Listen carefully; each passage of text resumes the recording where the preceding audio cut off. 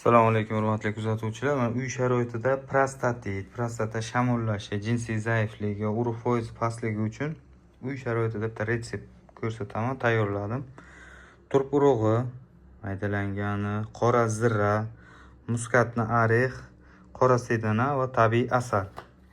Toza 100% natural mana asal kerak.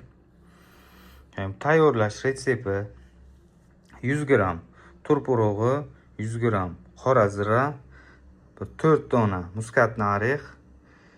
Xo'sh, 100 gramdan 200 gram turp urug'i bilan qora zira, 200 gram qora sedana.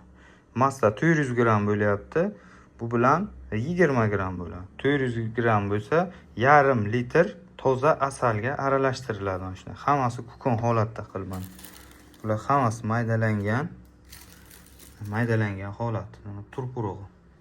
Hammasini aralashtirasiz, mana shunday qorishma bo'ladi. Bir choy qoshiqdan bir kunda 3 mahal iste'mol qilsa bo'ladi. Xohishga ko'ra mumyo ham qo'shsa bo'ladi, tabiiy mumyo.